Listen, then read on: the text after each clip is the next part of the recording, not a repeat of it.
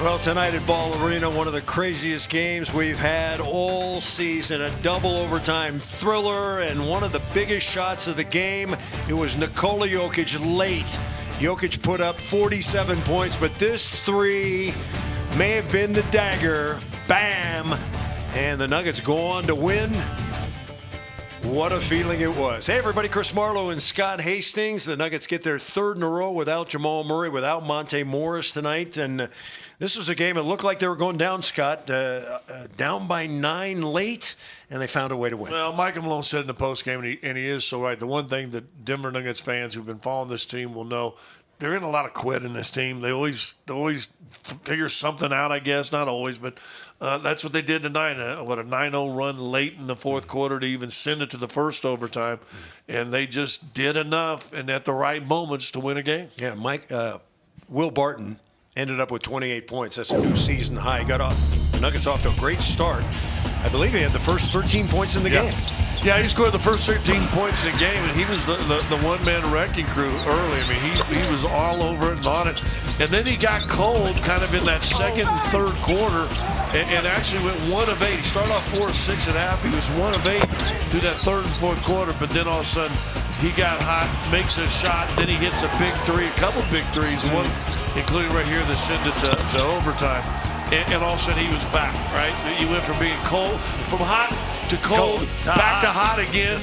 And look at that, 5 of 6, that's huge, especially considering there was a lull in this game with shooting for Denver. But the 28 points, season high, pretty big and needed. And let's be honest, going forward, they're going to need him to have probably similar nights. At the top of the show, we always talk about the two stars, one for each team usually. Tonight it was Nikola Jokic and Ja Morant. Ja Morant is one of the most dynamic young guards in the league. He was big tonight, scoring, rebounding, dunking, all over the place. But, Scott, you pointed out that he may have cost them late. Well, he had 2 big turnovers late in the fourth quarter when Denver went on that run to tie the game up and send it to overtime. Actually hit a 3. He's not known for that. But I tell you what, the guy was there for a while in that third quarter. He competed. They couldn't do anything about him, man. They couldn't keep him out of the lane. And you see there as a point guard that struggles shooting, 13 of 24, pretty good right there. And then the 12 assists, obviously 8 rebounds. So he's getting involved with a lot of other people. But listen, he was good. I give Facu a commend because he stayed right there with him late when they need him to. But, boy, Ja Morant was outstanding tonight. Well, what a wonderful pleasure every night that Scott and I suit up in the booth to watch Nikola Jokic. He had 47 points tonight. And after a slow start, he had 4 turnovers early. He got it going, Scott. And late, he just made shot after shot after shot. He makes everybody better.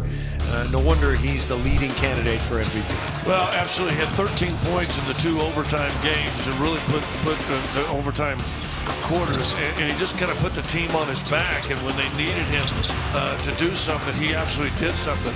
They started with doubling him, and so he made a couple of good decisions. And then they stopped doubling. He said, okay, well, I'll knock shots down. And that one right there, I'm telling you, put him up 3 in the second overtime.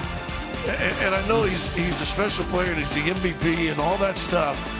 But when you sit there and the ball kicks out in a tied ball game in your second overtime, and you're 7 foot and 280 pounds or whatever, and you've got the legs to knock that 3 down, pretty special, pretty special. Yep. I mean, as the MVP conversation heats up, to all of a sudden drop a 47, guys in the East Coast are going to wake up and go, oh. Okay. 51st double-double for Nikola Jokic. That leads the NBA by a mile. But I don't think the Nuggets would have won tonight after the kid from Argentina, 30-year-old rookie, Facu Campasso. He didn't shoot the ball well, but he made the key plays, particularly defensively. Well, he hit a big 3 in that fourth quarter run. That was an out-of-bounds play that they had to look at. It was under 2 minutes, and you'll see it goes off Ja Morant's hand.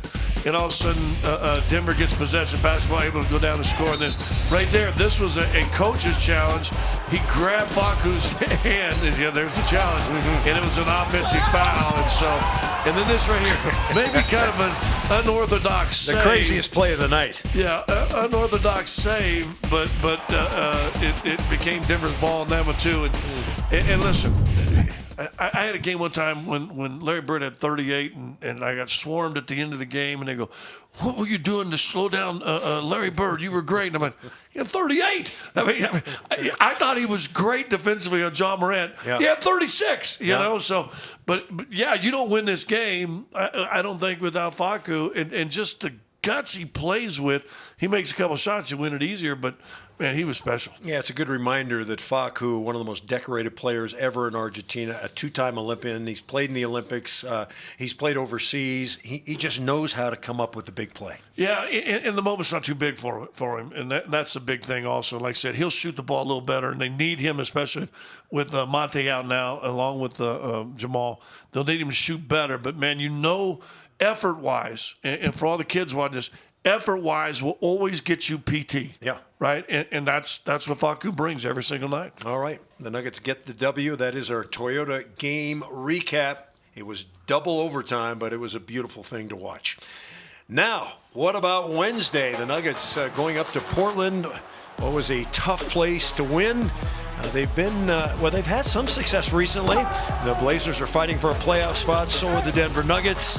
Playoff positioning. Our coverage starts Wednesday at 7. Hope you join us then.